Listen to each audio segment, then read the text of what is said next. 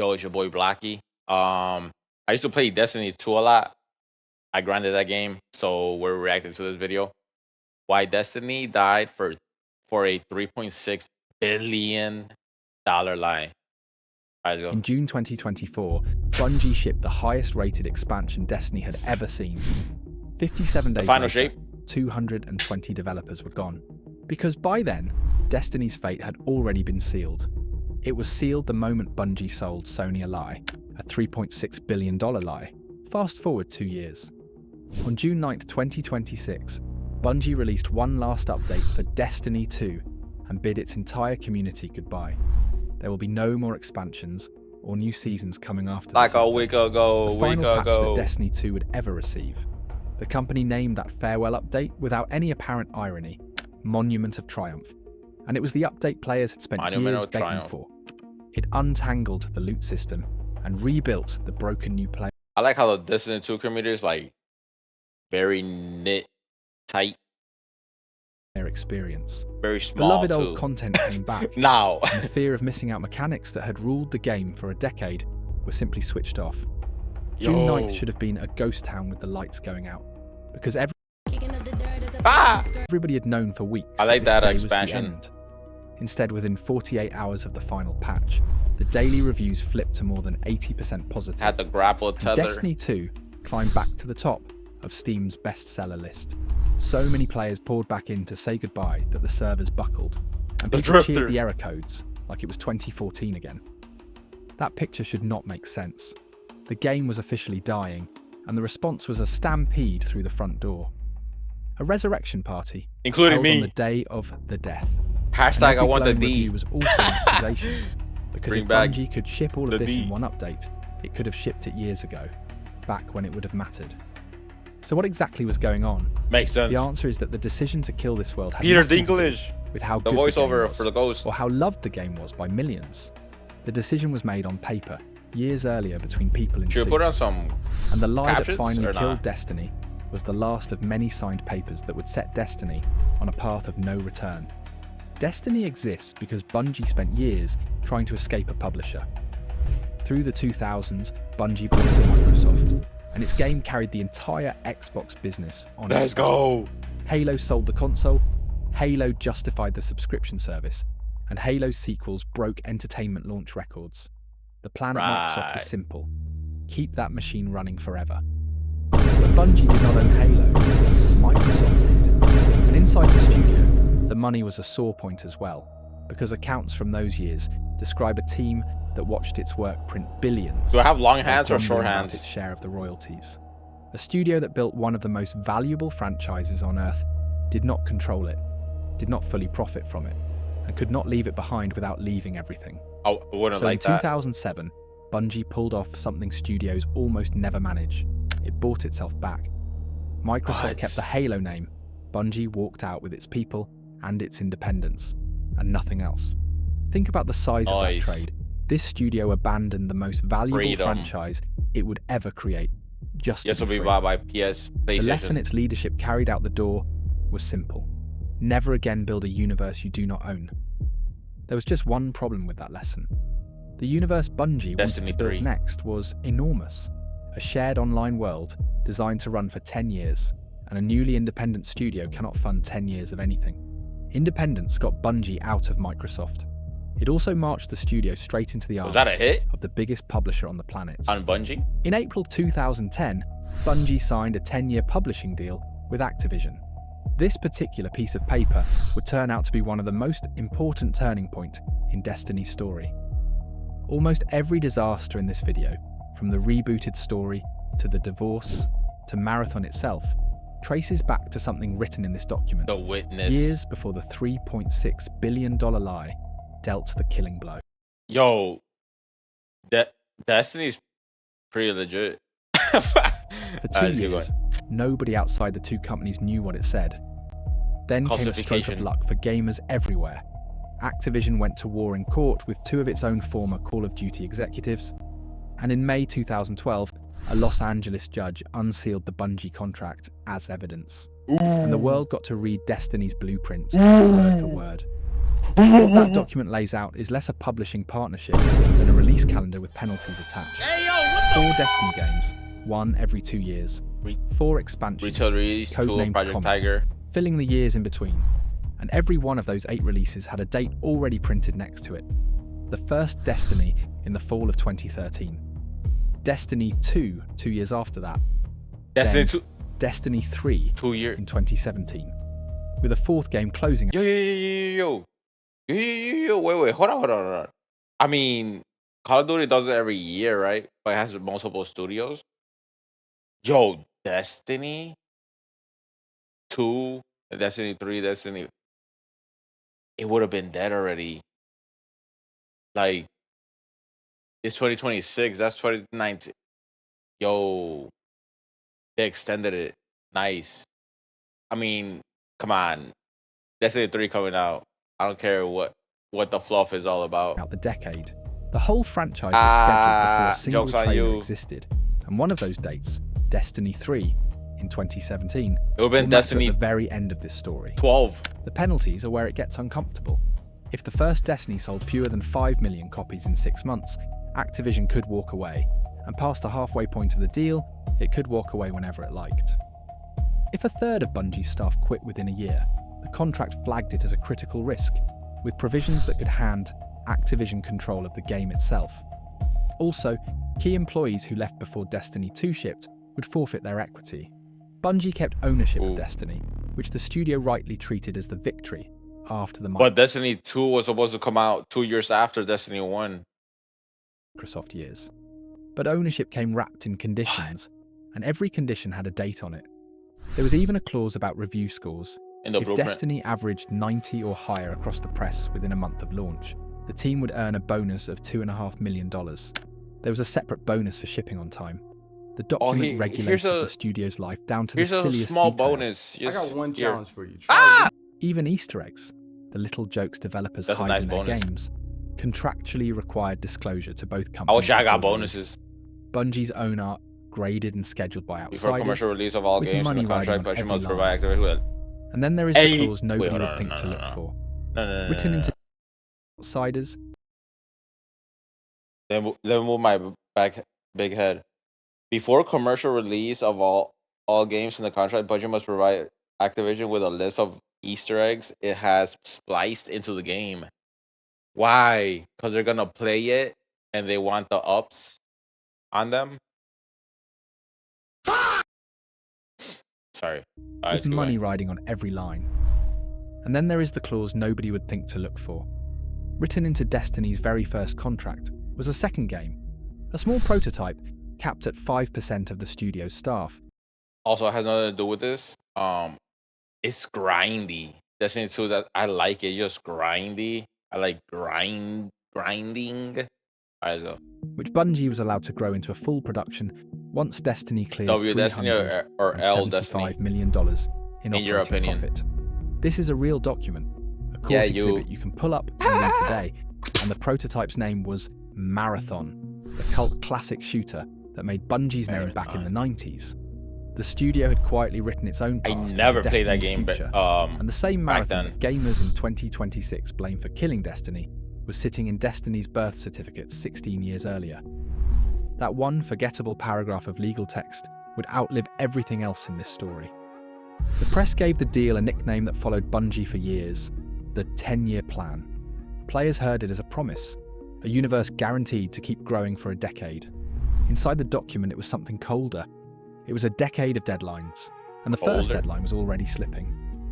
14 months before launch, Destiny's story collapsed in a single meeting.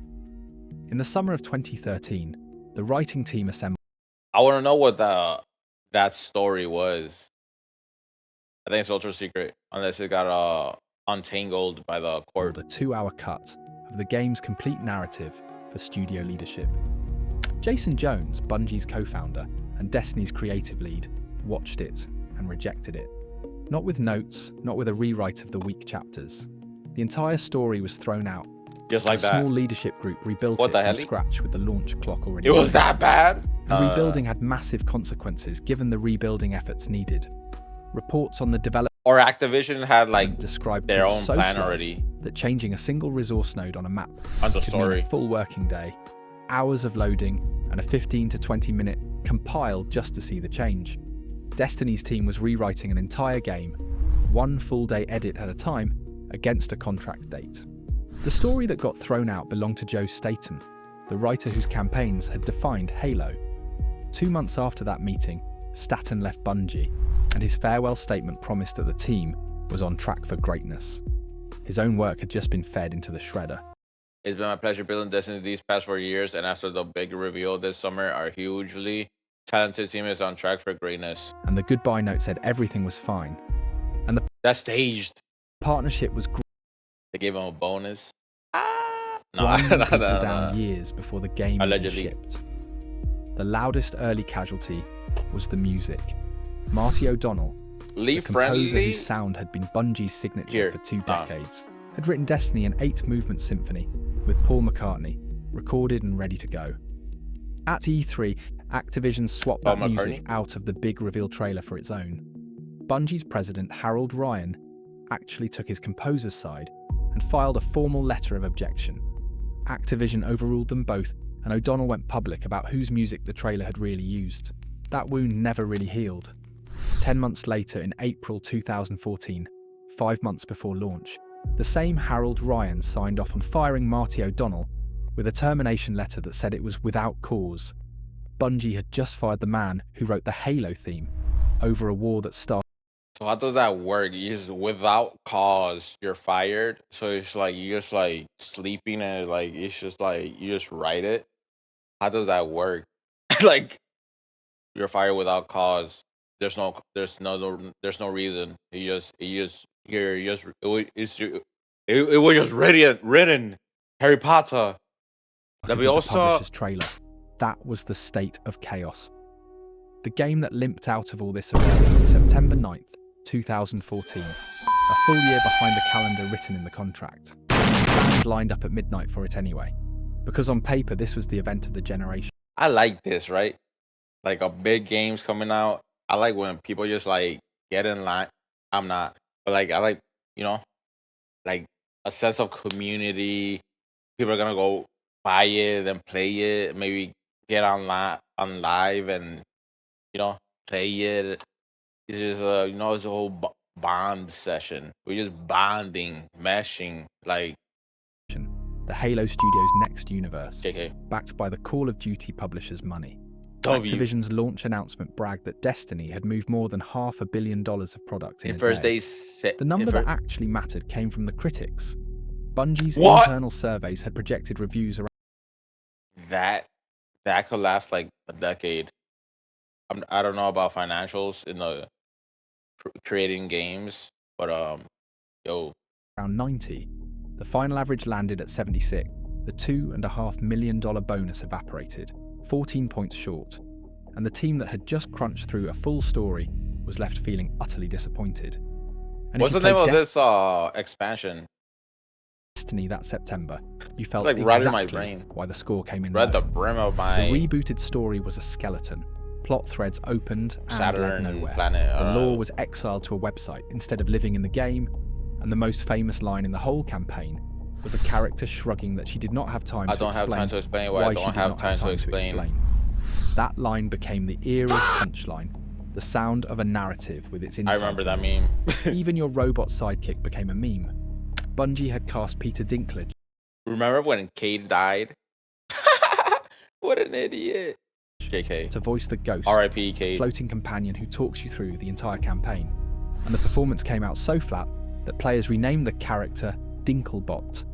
The role was eventually Sorry for pausing. What? I like Peter Dinklage. Peter Dinklage. What's his name? Dinklage.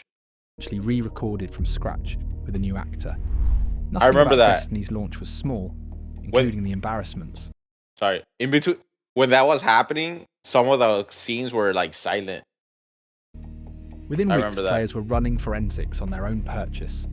A bugged menu screen exposed destinations that never shipped. And one of the loudest requests from the community was for anyone at Bungie or Activision to explain what Aura. had actually happened in the final year of development. The community could tell the story had been amputated. It Strange just could bug. not tell why. And the harshest review of the era called Destiny a really pretty tech demo, the most expensive arcade game ever made. Then players found the loot cave, and the launch month turned into slapstick. The game rewarded you better. Loot standing cave! outside Who a remembers small that? cave and shooting into the dark for That hours. was atrocious. Because low-level enemies respawned in it endlessly than for actually playing the missions. So that is what the player base did. I wonder if they did that on Rows purpose. of guardians, the chosen defenders of humanity, lined up shoulder to shoulder at a hole in a cliff, firing into the shadows like a factory shift. Bungie patched the cave inside 3 weeks, and the patch notes had fun No, with it, R.I.P. Destiny joking Loot that Cave. the hive of the Holy Treasure Cave had realised the futility of their endless assault and retired to lick their wounds. Patching the reputation took years, and players coined a name for what they felt they had bought. A $60 year-long beta. The year that followed was miserable in ways players turned into comedy. The first expansion's endgame paid out so randomly that one player could kill the final boss and walk away with the best rocket launcher in the game, while his Gallahorn. fireteam partner got almost nothing for the same kill. Let's go. People complained constantly, could not RNG. put it down. Then Bungie staged the first Great Rescue. The Taken King shipped in September 2015, Oh, the fixed the Taken leaks, King. gave the story a Aura. real villain, and handed the universe a personality. And the Hashtag same real press that villain had in- shrugged at in the Destiny comment now section. called it redeemed. Its creative The sweet director was Luke business. Smith, a former games journalist turned designer who was about to become the franchise's defining creative voice. He went on to spend that summer apologising for telling an interviewer that if he showed you the emotes from the collector's edition, you would throw money at the screen. He apologised, and his relationship with the community's money would stay complicated for the next Why, bro? It's like decade. The rescue came with a catch. The veterans never stopped waiting, counting the expansions. Business. Reaching the good version of Destiny had cost well over $100, and the loudest voices in the celebration threads were refusing, on principle, to pay full price twice for one game. But out of that turnaround, a piece of community faith was born anyway, and it would define this franchise for the next decade. No matter how bad it gets, Bungie always turns it around.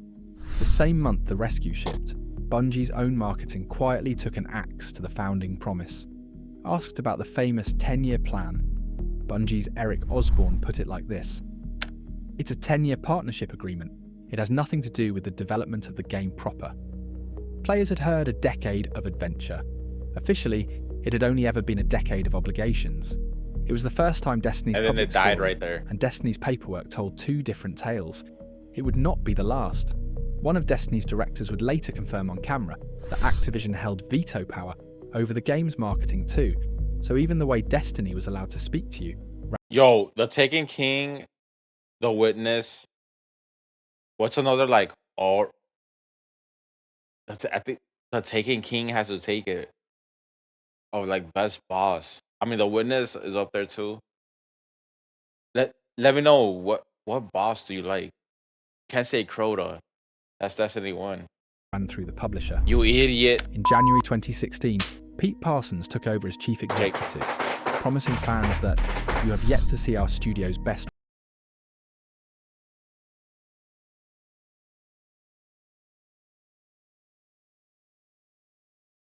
That was fireworks. Hopefully. Work. Ironically, Parsons will be standing at the centre of every Destiny disaster in the road ahead. Destiny Y'all heard 2 that? arrived in September 2017, carrying a secret. The sequel had been rebooted internally in the spring of 2016, which left the team roughly 16 months I wish to I build was the home. game. I wish I was actually home. ship. Bungie's contract calendar did not care. The date was the I think that was date. fireworks. Even so, the launch looked like a I do have triumph, a headset with on. 1.2 It might million have people been. playing at the same time in the first week. The loyal fans of Destiny heaved a sigh of relief. Bungie had delivered the goods. The honeymoon lasted into the winter, and then players with spreadsheets caught the game Look at this. When playing games on PC, do you ever wonder if someone had a clip with you in it? Download Metal, then go to Albums, clips you're in, and lying. Destiny 2 Look at was this aura. quietly throttling experience point gains during long play sessions, while the numbers on your screen pretended otherwise, and the throttling ran through the exact window in which Bungie was selling experience boosts, including through a real-world Pop-Tarts promotion. Leveling up also gave you free loot boxes, the It's same loot fireworks. boxes Bungie sold for real money. So the hidden break meant you earned fewer free ones. What enraged people was not the mechanics, it was the deceit, a progress bar designed to mislead the person staring at it. And when Bungie deactivated the throttle, it quietly doubled the experience required per level on the way out, which set off the anger all over again. Bungie apologised. Then came the live stream. Remember, Destiny is a loot game, where the entire point of playing is the gear waiting at the end of an activity, and by this stage, veterans treated blue-tier items as junk, the stuff you scrap without even reading it. On the official stream promoting the game's first Perfect paid timing. DLC, the developers completed one of the tougher open-world events on camera and opened the reward chest, and the Grand Hall was 2 tokens, Curse of basically Osiris. arcade tickets you trade in later, I heard that was like the most horrendous DLC. Maybe, I don't know. and 1 blue. Bungie had just demonstrated its own reward system paying out nothing on the broadcast meant to sell you more of it. The community had its shorthand for the era within hours. 2 tokens and a blue, a unit of measurement for getting nothing. By New Year, players were listing everything else that had gone wrong that autumn. Cosmetics had turned into consumable purchases, and endgame activities were paywalled behind the first paid DLC. Consumable The exact purchases. mistake the first game had made That's and crazy. apologised for. The first wave of Destiny is Dying headlines arrived barely 3 months into the sequel's life, and one confession from that winter stuck around as the era's Ooh. mantra. The complainers were always right, Prismatic. just 6 to 8 weeks ahead of everyone else. Money kept moving in the background. In the summer of 2018, the Chinese tech giant NetEase put more than $100 million into Bungie for a minority stake and a seat on Bungie's board. Money, Bungie said, would empower it to build new worlds. It was already the studio's standard protocol. Every time Destiny wobbled, the answer was a new partner with deeper pockets. New And world. Destiny did what Destiny does. It got rescued again. Forsaken in September 2018 was the expansion fans still speak about. Why do like companies keep investing in Destiny? Because they know Destiny 3 is coming out. Yo, bring it out already, bro. Take it out. It's not you're not a magician, bro. With We know reverence. it's coming. A It's top-to-bottom coming, bro. reinvention with the boldest story swing the franchise had Right. ever attempted. The myth grew stronger. Bungie always turns it around. Though you could hear fatigue creeping into the cheers this time, with players reminding each other that they were thanking a studio for repairing things it had broken itself, and tallying nearly $200 paid in Just so far playing- for one playing it good right game now. and one good expansion. The rescue Nah. cycle had stopped reading like a comeback story and started looking like a business model. 8 weeks after Forsaken shipped, Activision told the truth about it. On an investor call in November 2018, Chief Operating Officer Cody Johnson said, "Forsaken did not achieve our commercial expectations." That was like pretty popular. They probably had like very high The same week, expectations Luke Smith, by now directing the entire compared to like franchise, the last answered in public, season. "We set or out to drop. build a game that Destiny players would love, and at Bungie, we love it too." One company was describing an underperforming asset, the other was describing a labour of love. 9 weeks later, they divorced. On January 10th, 2019, Bungie announced it was taking Destiny and leaving, calling the partnership a successful 8-year run on the way out the door. The deal's own Ooh. scoreboard told the real story. A 10-year contract, dead in year 9, with 2 of its 4 mandated games ever built. Reporting from inside the studio described employees cheering and popping champagne when the split was announced. The community did not bother with diplomatic language either. Players declared it Destiny Freedom Day. The celebration ran for days, and the consensus was total.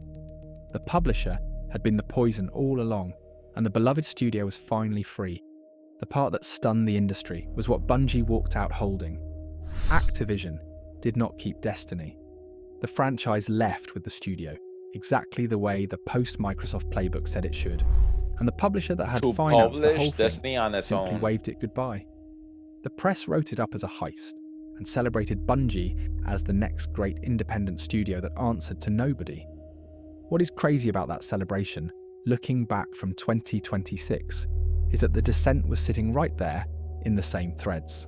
Some of the loudest voices under the champagne warned that Activision was never the bad guy, that it was always Bungie being Bungie, and that fans were about to find out what this studio looked like without adult supervision. Activision, for its part, told investors that losing Destiny would not even be material to its income, and the market disagreed hard enough to knock the stock down and trigger a securities fraud probe over the claim. Both sides left the marriage calling the other dead weight. Independence had a cost though, and it arrived fast. It always The Activision does. era had come with extra hands, partner studios helping Bungie keep the content flowing, and those hands went home with the divorce. The cash shop did not shrink the way the Freedom Day crowds assumed We have got to the point where literally anybody can build a fully working app without knowing how to code. This is it would either. Eververse, the in-game store everyone had blamed on Activision, expanded after Activision left, and Luke Smith defended it openly as the thing funding development. So much for the theory that the store had been the publisher's idea. Players comparing notes over the years would tally lifetime spends of $400, $800, sometimes over $1,000 on a game that advertises itself as free-to-play. For free. The new business model also punished you for taking breaks. Is that good, bro? Story content now arrived in seasons that deleted themselves every few months. A structure that trained you to log in, out of fear of losing things rather than love of playing them. Destiny had stopped just selling you things and started controlling your calendar. Then came the decision this community never forgave. In November 2020, facing a game grown too big to maintain, Bungie shipped the Beyond Light expansion, alongside something called the Destiny Content Vault. And vaulted is a gentle word for what happened. Entire campaigns, destinations, and raids were removed from the game. Content people had paid for. The original campaign, the opening hours of the entire saga, gone. If you bought Destiny 2 new in 2021, the story you stepped into had no beginning, because the beginning had been deleted. The community's cleanest summary of the vault was that Bungie was not replacing anyone's purchase. It was revoking it and charging for a substitute. Even produced one of the saddest little genres in the game's history, brand new players racing to finish campaigns before the deletion date, mourning content they had only just discovered, and the symmetry was lost on nobody. In 2014, you paid for a Destiny that arrived incomplete. In 2020, you paid for a Destiny that unshipped itself. Alongside the vault came sunsetting, a system that put an expiration date on the weapons you had already earned, so you would have to chase new ones. The community revolt was loud, sustained, and so clearly correct that the policy died in under 4 months. Joe Blackburn, the game's new director, buried it with an admission you rarely get in writing. While we still believe in these goals, it's clear our execution was off the mark. The most painful detail is that players had seen it coming so clearly that the community was drafting Bungie's apology a year before Bungie wrote it. That was the independence era in a nutshell. Bungie said, "We're listening" so often that players began reading the phrase as a warning about the next mistake, and the community described the loop with open cynicism. Yo, what gun is this? A cycle of make it worse, wait for a fair bit, walk it back, then profit. And yet, by the end of 2021, Bungie was bigger than it had ever been, fully independent and carrying ambitions that stretched far past one game. Ambitions on that scale need money. 5 years ago. On January 31st, 2022, the biggest of all money deals arrived.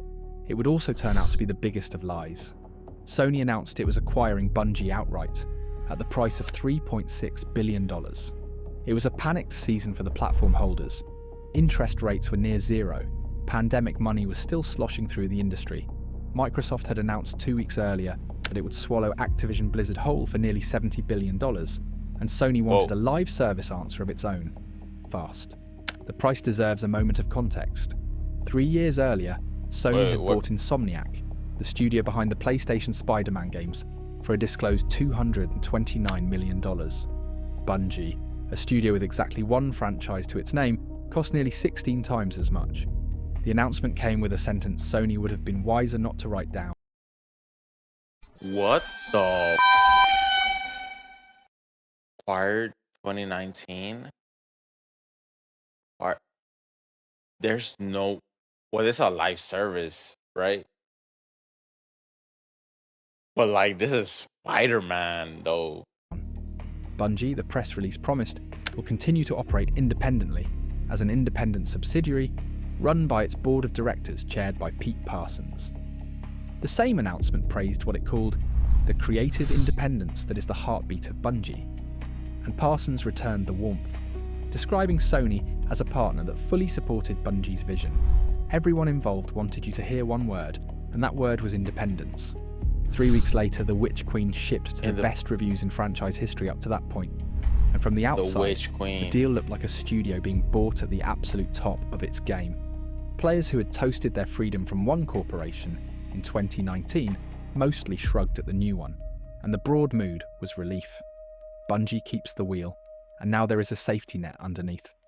The deal closed that July, and Sony's own filings broke the price into two very different halves. This is the part almost nobody read, and it is the murder weapon. Once the accounting settled, the final price came to roughly $3.7 billion. About $2.5 billion of it bought the company from its shareholders. The remaining $1.2 billion did not buy the company at all. Sony's filing describes it as deferred payments to employee shareholders that are conditional upon their continuous employment. In plain language, stay or lose it bonus money. The industry calls these golden handcuffs, and Sony disclosed that roughly 2/3 of that pool would pay out within the first 2 years. That structure tells you what Sony believed it was buying. Sony also booked roughly $1.4 billion of the price as goodwill. That is the accounting word for value that exists in a brand, instead of anything you can actually touch. Strip the jargon away, and 1/3 of the money was Sony purchasing a workforce on a timer, and another chunk was Sony purchasing a feeling. Run that math forward. The deal closed in July 2022, which means the bulk of the money locking Bungie's veterans into their chairs and locking Sony into paying for them was scheduled to be gone by the middle of 2024. From the day the ink dried, this arrangement had a countdown built into it. The independence promise had fine print of its own. The board chaired by Parsons was real. What the public did not know in 2022 was what that board's existence depended on, and that part of the story stayed sealed for another 18 months. The countdown's first year did not go to plan. The Witch Queen high faded, and the expansion that followed it in February 2023, Lightfall, landed to a far weaker reception. I like the story of the Witch Queen Than the triumph before it, with engagement sliding for the rest of the year. By that autumn, financial reporting put Destiny 2 revenue 45% below Bungie's own full-year projection, a number leadership shared with staff at an internal meeting. And hold on to whose projection that was. Bungie was missing targets Bungie itself had set, the same kind of confident numbers that had justified. How many employees did Bungie have, like, at max capacity? The price Sony paid. Um, Worse, What's the the most studio they had had? swelled past 1,000 people on the Let me strength know in the of those comments. projections.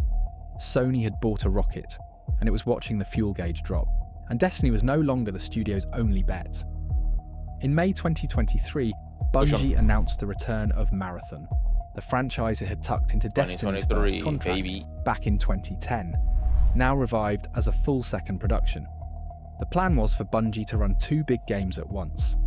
The money said the studio was struggling to run one. Staff, meanwhile, had been told directly not to worry. Through 2023, employees described being repeatedly assured that layoffs were not coming. 2 weeks after that internal meeting, on October 30th, 2023, Bungie laid off around 100 people anyway and delayed the final shape. The expansion meant to close a decade of story into the summer of 2024.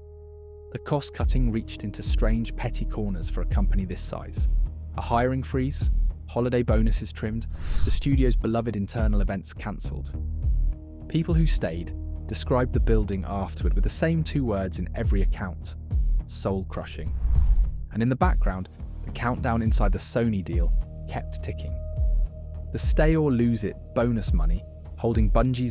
That's crazy, right? Like, it's like a whole team build this great grandiose thing, and then they just lay off people. It's like, yeah, money talks. My fault. Like, business type. Veterans in their Crazy. chairs was still on schedule to finish paying out by the middle of 2024. They got That paid for winter, the time the being. sealed part of the though. Sony deal finally leaked. Multiple outlets reported what Bungie's independent board was actually standing on. Financial a golden gun? targets. Missed them by enough, the reporting said, and Sony could dissolve the board and take full control of the studio. But it matched everything that followed. That same reporting described the board as 2 Sony executives, 2 Bungie leaders, and Pete Parsons holding the tie-breaking vote. And it described the October layoffs the way nobody at Bungie ever would on the record, as a last-ditch attempt to hit the targets and keep the board alive. Every missed number moved Bungie's independence one step closer to a shredder. By February 2024, Sony stopped being polite about it in public. Hiroki Totoki, the president of Sony itself, visited the studio and then told investors there was room for improvement at Bungie in areas such as, and this is his phrasing, the use of business expenses and accountability for development timelines. The president of one of the largest corporations on Earth does not single out a subsidiary's expense accounts in front of investors unless something is very wrong. What makes the next part so brutal is that Bungie then delivered. The final shape launched on June 4th, 2024. And it was not merely good. It scored a 92 on Metacritic, the highest mark in the franchise's entire history. And it closed a 10-year story arc in a way live service games are never Did they get a $2.5 million bonus on that one? supposed to manage. The community's verdict was euphoric, and the old faith came roaring back. Bungie had turned it around again, and this time at the grand finale. The phrase echoing across the subreddit that June was that Bungie had cooked. The euphoria lasted only 8 weeks. At the end of July 2024, Bungie cut 17% of its workforce in a single morning, the layoff you heard about at the start of this video, while another 155 developers were folded directly into Sony. The stories that surfaced that day were the kind that stick with you. One producer was cut a week before her maternity leave was due to begin, and an artist was cut right after a glowing performance review. Then industry reporting added the detail that turns this from sad into sinister. The cuts had been planned for months before the final shape ever launched, and former staff said Bungie's leadership had overstated the studio's financial prospects to Sony. One former employee put the whole acquisition to reporters in 2 sentences. Sony overpaid for Bungie, and Bungie sold things it was just not able to deliver. This is the crux of that $3.6 billion lie. Not a forged document. Not one dramatic sentence in a contract. A staggeringly high valuation, built on promises the studio could not keep. The final shape's 92 on Metacritic never meant anything. The fate of Bungie had been long sealed when they signed that contract. Parsons addressed the studio with a memo that read like a confession drafted by a lawyer. "We were overly ambitious," he wrote. "Our financial safety margins were subsequently exceeded, and we began running in the red." It's crazy, but you also got to think about it. There's like new games coming out. So like, you know, the player is going to get smaller and smaller until like there's another hype. Yeah. 10 years is a long time. The same purge anything could narrowed happen. Bungie's future. Also, that 3.6 billion, what it said like 1.2 billion where like if the workers stay, they'll get it type-ish. To exactly 2 games, Destiny and If I Marathon. heard correctly. Every other project in the building was shut down or handed away, and within months the media reported that Luke Smith was gone along with his cancelled new game. And to add salt to the wounds, the public then got a look at where some of the red had gone. Receipts from a collector car auction site showed an account tied to Parsons placing at least $2.4 million in winning bids on vintage cars across the post-acquisition window. Liana Ruppert, a former Bungie community manager, publicly recalled the Friday before the first layoffs, when she said Parsons stood in front of employees who could barely afford groceries and bragged about the expensive new cars he had just bought. Sony's president had already pointed at exactly this back in February, in that line about business expenses. That August, the community's joke turned dark. Bungie had cooked in June. By August, Bungie was cooked. The villain of the story changed faces at the same time, with the anger sliding right past Sony and every other publisher to land on Bungie's own executive Inside floor. the Traveler. Players who had spent 2022 fearing what Sony would do to their beloved studio spent late 2024 asking Sony to please come deal with their studio. Then there is the countdown from the contract. Those golden handcuffs work like this. The retention pool paid Bungie's veterans their bonus money in scheduled installments, but only for as long as they stayed employed, and the bulk of it was due to finish paying within 2 years of the deal, closing in July 2022. By the middle of 2024, that money had landed. The arrangement locking both sides together had quietly expired, meaning veterans could now walk away without losing a cent, and Sony was no longer required to pay the expensive premium that kept them. From there, Bungie came apart in public, one piece every few months, and each piece was bigger than the last. The first expansion of the new era, Edge of Fate, arrived in the summer of 2025 and underperformed. Weeks later, Pete Parsons left Bungie, calling 2 decades at the studio the honour of a lifetime and signing off with a Peter Pan quote about flying to the second star to the right. Nobody replaced him. The chief executive position itself was retired, and a veteran named Justin Truman carried on under the smaller title of studio head, promising players there would soon be more to show in both of Bungie's worlds. Sony had stopped pretending the subsidiary needed a captain. 3 months later, Sony's accountants started writing the obituary. In November 2025, a quarterly filing recorded an impairment of roughly $204 million in connection with Destiny 2. An impairment is accounting language for admitting on paper that something you bought is worth less than you paid. Sony's chief financial officer, Lin Tao, spelled out the reason for investors. Sales and engagement had not reached the expectations Sony held at the time of the acquisition. 3 weeks after that filing, an expansion called Renegades shipped, did even worse than Edge of Fate, and became, though nobody knew it yet, the last. Did worse than Edge of Fate? Bro, that's the Star Wars expansion, bro. Are you out of your mind?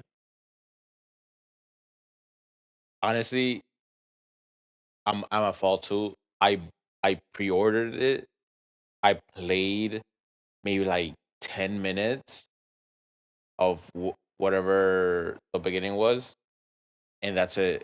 But because I was tired of that's crazy. Acquisition.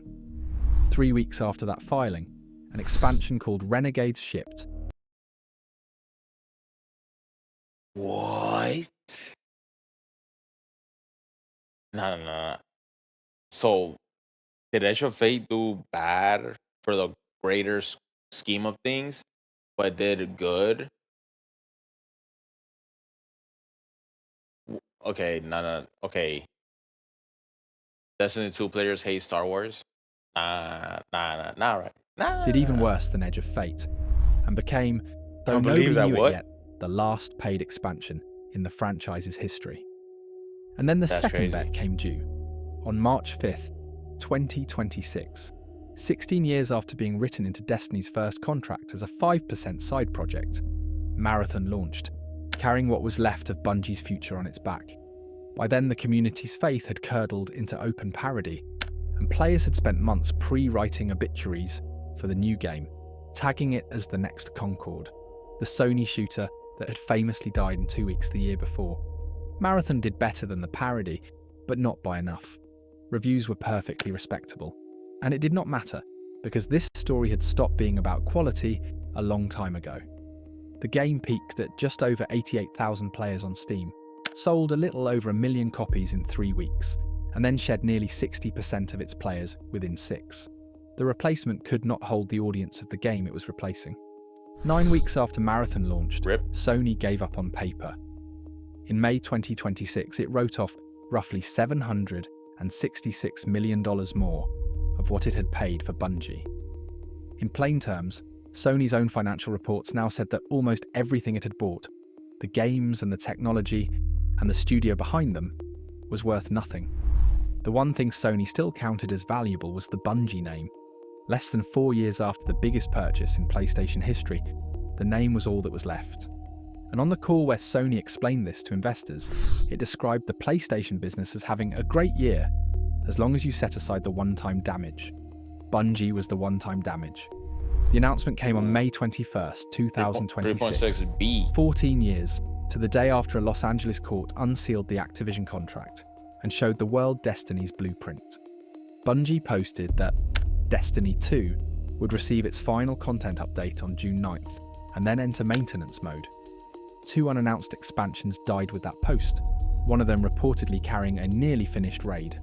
A third round of layoffs followed, its size never disclosed, with reporting describing the cuts as concentrated on the people who built Destiny, while the survivors moved on to Marathon. And Destiny 3 was not cancelled, because it had never been greenlit at all. Back in 2010, the contract calendar had scheduled Destiny 3 for 2017. That game spent its whole existence as a almost 10 line years and after. exhibit, and now Sony decided it would never be anything more. Media estimates put the cost of a true sequel at $500 million or more. And after the year of write-offs you just heard about, nobody at Sony was going to put their name under a number like that. They made that the The first detail that turned grief into week scandal of Destiny arrived 2 within launch? a day.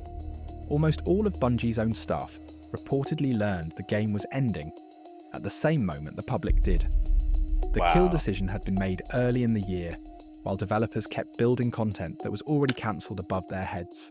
And the few teams that did know reportedly begged leadership to tell the rest of the studio, and were left feeling isolated instead. What remains of Bungie now works on Marathon, the studio's one remaining source of revenue.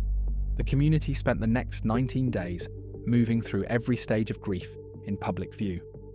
Shock first, then scandal, as the news about the staff broke.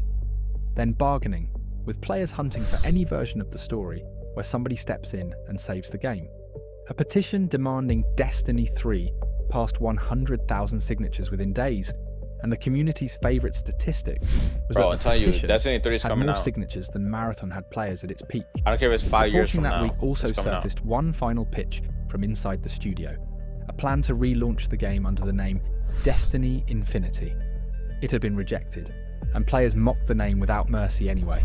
And somewhere in the middle of all that, the franchise's oldest argument quietly resolved itself. Funeral threads filled with players recanting I mean, people forget there's also like Destiny Mobile. So 2019, Destiny Rising, that's what it's called. reminding each other that Destiny Freedom Day had toasted the wrong villain, that the publisher they celebrated escaping had been there for Forsaken, and that every wound since had been self-inflicted. One of the game's former narrative designers compressed the new consensus into a single public sentence, saying the real Destiny killer turned out to be Bungie's own chief executive. The 11-year-old myth died in that same window, quietly, almost unremarked. Bungie always turns it around, not this time. There was nothing left to turn it around with. And then June 9th actually arrived, and the day itself told the story better than anyone could have scripted it. The community kept We all score came- out loud, We all came framing the together. login as a message to Sony. By the players' own tallies, We around came back to say 800,000 goodbye. people were in the game just after midnight, and the number players repeated most gleefully was that the dead game had more than doubled Marathon's all-time record. Then there were the emotional goodbyes, and some of them went viral in their own right. One came from a player who had started in the very first beta at 11 years old and was now 23 and graduating college. The whole franchise mapped onto one adolescence. The biggest of them all belonged to a player who had spent 12 years in Destiny, entirely alone, no clan, no fire team, offering the game one last solo salute, and the replies filled with 10,000-hour solo players doing the same. And all through the final night, veterans adopted It's brand sad. new players, walking strangers through content they would never otherwise see. Looking back at it all, the strangest thing about Destiny's ending Now. is that Destiny had already written it. Destiny's story spent its final years building toward one last villain, I want that being called the shell Witness. And what ornament. the Witness wants is simple. It is called the final shape. The whole universe pressed into one perfect, finished, unchanging form. No more death, no more change. Everything frozen exactly as it is, forever. The entire game is built as the argument against that. Your character is one of the resurrected dead, brought back to fight as many times as it takes. You fall, you come back, and you run it again. Destiny's whole loop, the thing that kept you logging in for a decade, is the cycle refusing to end. And when Bungie announced the end of the game, the farewell line it chose for the marketing was, every end is a new beginning. That is the game's own lore about death and rebirth. One last gentle lie to close out the big one. In June 2024, the players beat the Witness and stopped the final shape inside the game. In June 2026, Sony delivered it outside the game. The story had treated a world locked in perfect stillness as the nightmare. Sony's accounting treated it as the responsible outcome. I think I did see that. Destiny did not get a death. It got the precise ending its own villain dreamed of. A world finished, preserved, and incapable of ever growing again. Maintenance mode is the final shape. The players defeated it in fiction, and the owners built it for real. Destiny's death was 16 years in the writing. Sony's other dead shooter never even got a funeral. Concord's story is in the middle of your screen. Subscribe if you'd like to see more gaming documentaries. Big thanks. Yo, what do you think about this video? I think double your video. Don't forget to follow, subscribe, like the video. Yeah, y'all know the deal. This helps me out, the channel.